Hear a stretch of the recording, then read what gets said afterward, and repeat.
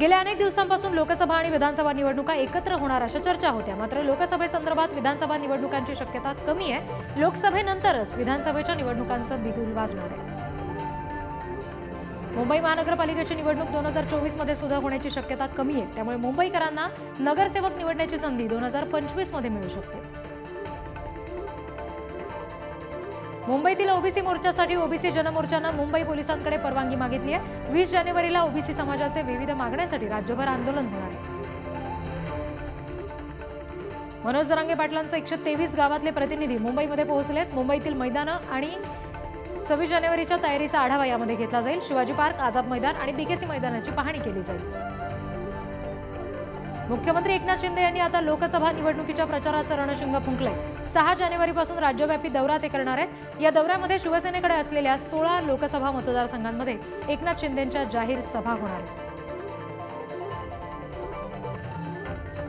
लोकसभा निवडणुकीच्या तयारीला लागा असे आदेश मुख्यमंत्र्यांनी आमदार खासदारांना दिलेत। मार्च महिन्यापासून आचारसंहिता लागेल, हातात 60 दिवस उरले तेव्हा तयारीला लागा असे आदेश शिंदेंनी दिलेत। 10 जानेवारीनंतर राज्याला नवा मुख्यमंत्री मिळेल असा दावा विरोधी पक्षनेते विजय वडेट्टीवार यांनी केलाय। शिवसेना आमदारांच्या अपात्रता याचिकेवरील सुनावणी संपल्यानंतर आता राजकीय वर्तुळात या संदर्भात निकालाची प्रतीक्षा आहे। खासदार अमोल कोल्हेंच्या शेतकरी आक्रोश मोर्चाचा आजचा तिसरा दिवस आहे। खासदार सुप्रिया सुळे मोर्चामध्ये सहभागी होणार आहेत। महाराष्ट्रातील लोकसभेच्या जागा वाटपासंदर्भात आज दिल्लीमध्ये काँग्रेसकडून बैठकीचं आयोजन। बैठकीसाठी नाना पटोले, विजय वडेट्टीवार, बाळासाहेब थोरात, अशोक चव्हाण उपस्थित राहतील। राहुल गांधी आणि खरगेंच्या विशेष उपस्थितीत बैठक होईल। भाजपकडून आगामी लोकसभा निवडणुकीसाठी जोरदार तयारी केली जाते। निवडणूक प्रचारासाठी भाजपकडून नवं प्रचार गीत प्रदर्शित करण्यात आलंय, ज्यामध्ये राम मंदिर, 370 कलम यासह मोदी सरकारच्या कामगिरीचा उल्लेख केला आहे।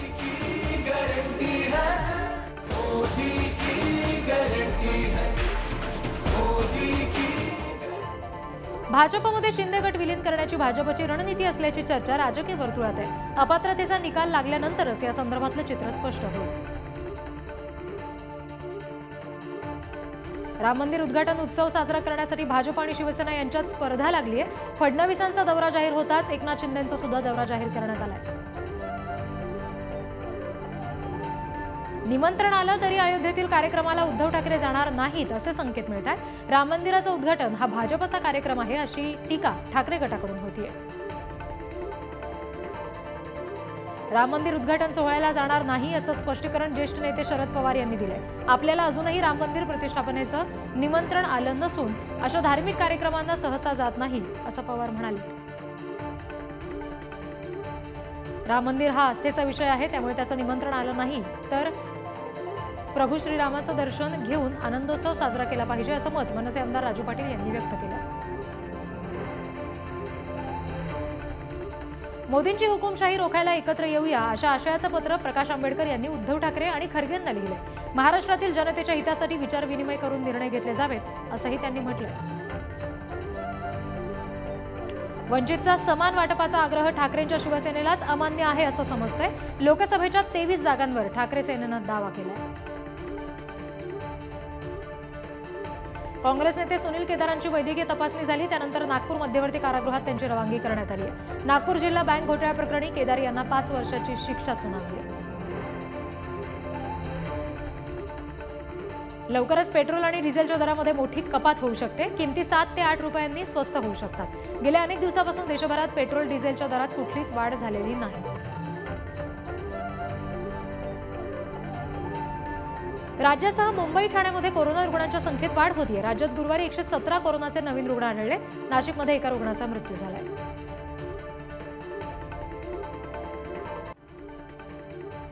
कोरोनावरील उपाययोजनांसाठी टास्क फोर्सची स्थापना करण्यात आली आहे। अध्यक्षपदी गंगा खेडकर यांची नियुक्ती झाली आहे।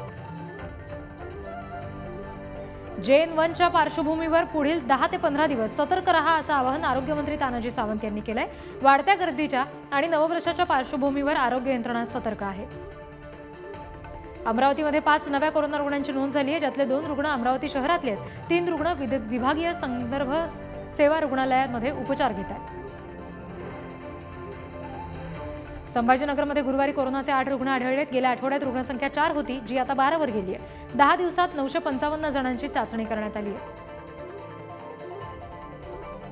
कोरोनाच्या पार्श्वभूमीवर परभणी जिल्हा आरोग्य विभाग अलर्ट मोडवर आहे. उपचारासाठी करण्यात आलेल्या सुविधांचा आढावा प्रशासनाकडून घेतला जातोय. मुंबई महानगर क्षेत्रासाठी नव्या वर्षात नवनवीन प्रकल्पांच्या उद्घाटनांचा पाऊस पाडला जाणार आहे. जानेवारी आणि फेब्रुवारी महिन्यामध्ये पंतप्रधान मोदी यांच्या हस्ते अनेक प्रकल्पांचं लोकार्पण होईल. नवी मुंबईसह कामोठे खारघरचा पाणीपुरवठा आज बंद असेल. मुख्य जलवाहिनीच्या देखभाल दुरुस्तीच्या कामासाठी पाणीपुरवठा बंद असेल, त्यामुळे नागरिकांनी पाणी जपून वापरावं असं आवाहन पालिकेनं केलंय. 31 डिसेंबरच्या मध्यरात्री दोन्ही मार्गावर मध्य आणि पश्चिम मार्गावर अतिरिक्त लोकल फेऱ्या चालवल्या जातील. नववर्षाच्या पार्श्वभूमीवर पर्यटकांसाठी रेल्वेनं हा महत्त्वाचा निर्णय घेतलाय. 31च्या दिवशी कुठलाही अनुचित प्रकार घडू नये म्हणून नवी मुंबई पोलिसांनी बंदोबस्त तैनात केलाय. गुन्हे आणि विशेष शाखा अशी 4 पथकं तैनात केली आहेत. पुणे जिल्ह्यामध्ये 31च्या पार्श्वभूमीवर राज्य उत्पादन शुल्क विभागाकडून 17 पथकं तैनात करण्यात आली आहेत. या पथकामध्ये 50 अधिकारी आणि 125 कर्मचाऱ्यांचा समावेश आहे. हायकोर्टाच्या दणक्यामुळे सरकार 7 नवीन जेल बांधते. पालघर, पुणे आणि ठाण्यामध्ये मध्यवर्ती तर नगर, हिंगोली आणि गोंदियामध्ये जिल्हा कारागृह बांधली जातील. अंगणवाडी केंद्र ताब्यात घेण्यासाठी एकात्मिक बालविकास सेवा योजनेकडून प्रयत्न सुरू असून प्रशासन दबाव तंत्राचा अवलंब करतंय. त्याला अंगणवाडी कर्मचारी विरोध करतायत असं पत्रक महाराष्ट्र राज्य अंगणवाडी कर्मचारी संघानं काढलंय. मुंबईच्या अंधेरी परिसरात अल्पवयीन मुलाच्या चेहऱ्यावर सॅनिटायझर टाकून पेटवून दिल्याची धक्कादायक घटना घडली. या घटनेत गंभीर जखमी झालेल्या मुलाला उपचारासाठी रुग्णालयात दाखल केलंय. अंगावर शिंकल्यामुळे या अशा पद्धतीनं मुलांना चेहरा पेटवला. किरीट सोमय्या आज मुंबई पोलीस आयुक्त कार्यालयामध्ये EOW आर्थिक गुन्हे शाखेच्या अधिकाऱ्यांची भेट घेतील. PAP सदनिका घोटाळ्याप्रकरणी BMC चोरडिया बिल्डर्सच्या विरोधात तक्रारीचा पाठपुरावा करण्यासाठी ही भेट घेतली जाणार आहे. मुंबईच्या सांताक्रूज विमानतळावर DRIनं मोठी कारवाई केली आहे. नैरोबी शहरामधून भारतात आलेल्या महिलेकडून 1400 ग्रॅम कोकेन जप्त केलंय. 15 कोटी रुपये या कोकेनची किंमत आहे. अमरावतीच्या जिल्हा मध्यवर्ती कारागृहात कैद्यांनी हाणामारी केली आहे. सर्कल तुरुंग अधिकारी यांच्यावर पत्रानं हल्ला करण्यात आलाय. या प्रकरणामध्ये 10 कैद्यांविरोधात गुन्हा दाखल झालाय. उत्तर प्रदेशने नव्या गुंतवणूकदारांना आकर्षित करायच्या बाबतीत महाराष्ट्राला मागे टाकले. मनी कंट्रोल संस्थेनं दिलेल्या माहितीनुसार शेअर बाजारात यंदा उत्तर प्रदेशला 2.31 दशलक्ष तर महाराष्ट्राला 2.18 दशलक्ष गुंतवणूकदार मिळाले.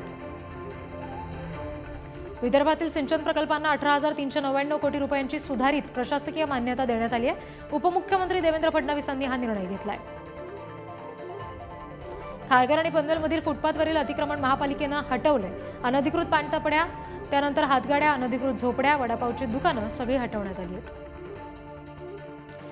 धारावी बचाव अदानी हटाव या मागणीसाठी धारावी बचाव समितीची जानेवारी 2024च्या पहिल्या आठवड्यात बैठक होईल. धारावीचा विकास सरकारने करावा, अदानींनी नको अशी मागणी ते करतात. नालेसफाई तळापर्यंत करा असे निर्देश मुख्यमंत्री एकनाथ शिंदेंनी मुंबई महापालिकेला दिलेत. त्यामुळे नालेसफाईचं बजेट 100 ते 150 कोटी रुपयांनी वाढणार आहे. निवडणूक आयोगानं विविध माध्यमांमधून मतदार यादी दुरुस्तीसाठी कार्यवाही सुरू केली. समान छायाचित्र, एकापेक्षा जास्त ठिकाणी माहितीमध्ये साधर्म्य आढळलेल्या मतदारांना नमुना अ मध्ये नोटीस पाठवली जाणार आहे.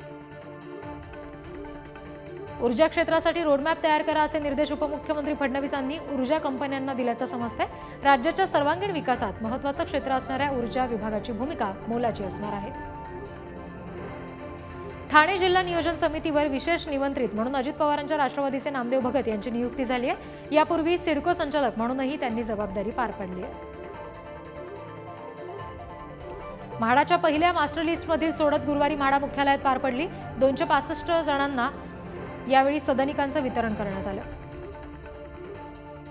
गेल्या वर्षीच्या तुलनेमध्ये मुंबई आणि पुण्यामध्ये घरांची विक्री 31% वाढली आहे. 2023 मध्ये मुंबईत 1 लाखापेक्षा जास्त तर पुण्यात 80,000पेक्षा जास्त घरं विकली गेली. जालना जिल्ह्यामध्ये राज्य उत्पादन शुल्क विभागाची 31च्या पार्टीवर नजर असणार आहे. जिल्ह्यामध्ये 1 जानेवारीला मध्यरात्री 1 वाजेपर्यंत मद्य विक्री सुरू राहणार आहे आणि या पार्श्वभूमीवर जिल्ह्यात कोणताही अनुचित प्रकार घडू नये म्हणून खबरदारी घेतली गेली आहे. धुळे जिल्ह्यामध्ये 10 जानेवारीपर्यंत शस्त्रबंदी आणि जमावबंदीचे आदेश लागू केलेत. जिल्ह्यातील कायदा सुव्यवस्था अबाधित राहावी म्हणून जिल्हाधिकाऱ्यांनी हा निर्णय घेतलाय. खराब हवामान असल्यामुळे पुण्यातून दिल्ली, लखनौ, हैदराबाद या ठिकाणी होणारी 9 विमान उड्डाणं गुरुवारी रद्द करण्यात आली. त्यामुळे पुणेकरांचा नियोजित प्रवास रखडला. अंबरनाथ पोलीस ठाण्याजवळील रस्त्यावर अतिक्रमण आहे आणि त्याच्या विरोधात उच्च न्यायालयामध्ये जनहित याचिका दाखल करण्यात आली आहे. राष्ट्रवादी युवक काँग्रेसचे प्रदेशाध्यक्ष महबूब शेख यांच्यावर अॅट्रॉसिटी अंतर्गत गुन्हा दाखल झालाय. आमदार संदीप क्षीरसागर यांच्या कार्यकर्त्यानं हा गुन्हा नोंदवलाय. पंढरपूर मंदिर समितीतील भ्रष्टाचाराची एसआयटी मार्फत चौकशी करण्याची मागणी महाराष्ट्र मंदिर महासंघानं राज्य सरकारकडे केली आहे. महासंघाचे राज्य समन्वयक सुनील घनवट यांनी ही माहिती दिली आहे. जालन्यामध्ये वंदे भारत एक्सप्रेसचं आगमन झालंय. लवकरच जालना मुंबई रेल्वे सुद्धा धावणार आहे. उद्या या गाडीला पंतप्रधान मोदी हिरवा झेंडा दाखवतील. कार्यक्रमाची सध्या जय्यत तयारी सुरू आहे. वंदे भारत एक्सप्रेसची प्रतीक्षा संपली आहे. गाडीची जालना ते मनमाड मार्गावर वेग चाचणी गुरुवारी पूर्ण झाली. ट्रॅक आणि इतर तांत्रिक बाबींची तपासणी करण्यात आली. वर्ध्यामध्ये अंगणवाडी कर्मचाऱ्यांनी वेगवेगळ्या मागण्यांसाठी जिल्हा परिषदेसमोर चटणी भाकर आंदोलन पुकारलं. यावेळी मोठ्या संख्येनं अंगणवाडी कर्मचाऱ्यांनी सहभाग नोंदवला. विविध मागण्यांसाठी 4 डिसेंबरपासून अंगणवाडी सेविका संपावर आहेत. या संपाला आता अखिल भारतीय सरपंच संघटनेच्या धुळे तालुका शाखेनं पाठिंबा दिलाय.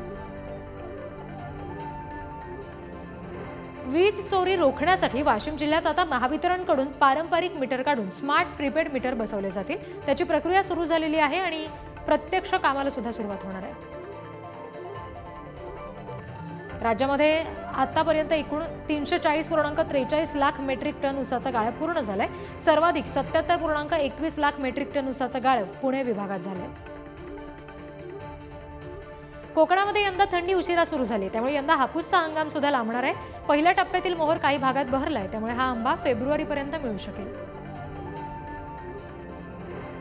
जायकवाडीमधून संभाजीनगर शहराकडे होणारी पाण्याची आवक पुन्हा घटली आहे. जुन्या भागात 10 दिवसांच्या फरकानं पाणी पुरवठा होतोय. जळगावात उन्हाळ्यामध्ये पाणी टंचाई जाणवू शकते. त्या पार्श्वभूमीवर महसूल प्रशासन सतर्क झाले. विभागीय आयुक्तांना महसुलाच्या अधिकाऱ्यांची बैठक या संदर्भात घ्यावी लागली.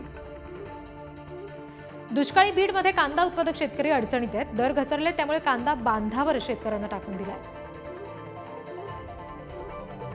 कांद्यापाठोपाठ द्राक्ष शेतीचं गणित बिघडलं. अनेक द्राक्ष बागायतदारांनी एक्सपोर्टसाठी नोंद केली नाहीये, त्यामुळे कृषी विभागाकडून द्राक्ष बागायतदारांनी नोंद करावी असं आवाहन केलं जात आहे. राज्यामध्ये 76,000 सौर कृषी पंप बसवले गेलेत. प्रधानमंत्री कुसुम ब योजनेअंतर्गत राज्य शासनाकडून योजना राबवली जाते. ऊर्जा विकास विभागाच्या सौरपंप योजनेसाठी धुळे जिल्ह्यातील 24,000पेक्षा जास्त शेतकऱ्यांनी अर्ज केला होता, ज्यामध्ये फक्त 2,275 जणांना योजनेचा लाभ मिळाला. अहमदनगरमध्ये पाण्याच्या टंचाईमुळे 76,000 हेक्टरवरील फळबागा धोक्यात आल्यात. फळांचे भाव त्यामुळे घसरले. नंदुरबारच्या तळोदा तालुक्यामध्ये दरवर्षी मोठ्या प्रमाणात खरबूज, टरबूज आणि काकडी यासारख्या वेलवर्गीय पिकांची लागवड केली जाते, परंतु यंदा वातावरणातील बदलामुळे शेतकऱ्यांनी पिकांच्या लागवडीकडे पाठ फिरवली आहे. जळगाव जिल्ह्यातील एरंडोल, पारोळा आणि भडगाव या तालुक्यांमध्ये शेतकरी आक्रमक झाले. कापूस आणि कांदा उत्पादकांचं आर्थिक गणित कोलमडले. शेतकऱ्यांकडून अनुदानाची मागणी केली जाते. हिंगोली जिल्ह्यामध्ये 8 दिवसापासून भारनियमन वाढलंय, त्यामुळे शेती पिकांना पाणी देणं कठीण झालंय. रब्बीचा हंगाम हातातोंडाशी आलाय, पण विजेअभावी पिकं सुकून जात आहेत. बुलढाण्यामध्ये झालेल्या ढगफुटी सदृश्य पावसामुळे जिल्ह्याच्या जळगाव, जामोद, संग्रामपूर तालुक्यातील अनेक शेतकऱ्यांची शेती खरडून गेली होती. याबाबत योग्य मोबदला न मिळाल्यानं शेतकऱ्यांनी तहसील कार्यालयासमोर अन्नत्याग आंदोलन सुरू केलं. सेवाग्राम आश्रम समोरील आंदोलन भाजपचे राजेश बकाने यांच्या मध्यस्थीनं मागे घेतलं गेलंय. सेवाग्राम विकास आराखड्यापासून सेवाग्राम गावाला दूर ठेवल्याचा आरोप केल्यामुळे आंदोलन सुरू होतं.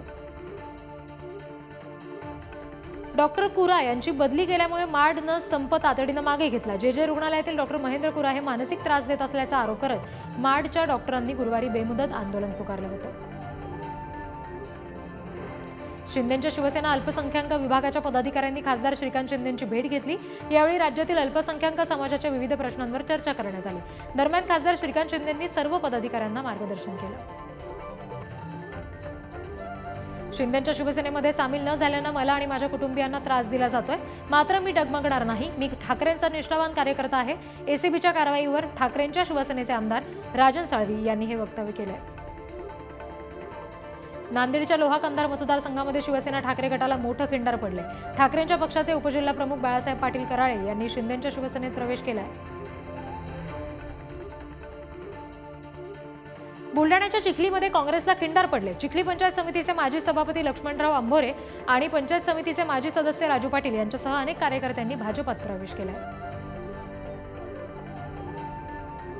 राज्यातील सर्व थकीत सहकारी पाणीपुरवठा संस्थांची कर्जमाफी करा अशी मागणी आमदार प्रकाश आंबेडकर यांनी केली आहे. कोल्हापूर जिल्ह्यातील प्रोत्साहनपर अनुदानापासून वंचित असणाऱ्या शेतकऱ्यांना सुद्धा लाभ मिळावा अशी मागणी देखील केली आहे. वर्ध्याच्या गिरडमध्ये संत गाडगेबाबा पुण्यतिथी महोत्सवानिमित्त शोभायात्रा काढली होती. यावेळी परिसरातील भजनी मंडळींनी मोठ्या संख्येने यात्रेत भाग घेतला. करणी सेनेचे राष्ट्रीय अध्यक्ष सुखदेव गोगामेडी यांची अस्थिकलश स्वाभिमान यात्रा बुलढाण्यातून काढण्यात आली. बुलढाणा जिल्ह्यामध्ये ठिकठिकाणी यात्रेचं स्वागत झालं. अमरावतीच्या भातकुली तालुक्यात भाजप आणि बजरंग दलासह विश्व हिंदू परिषदेच्या वतीनं अस्थि कलश यात्रा काढली गेली. श्रीराम लल्लांच्या प्राणप्रतिष्ठेच्या पार्श्वभूमीवर ही यात्रा काढण्यात आली.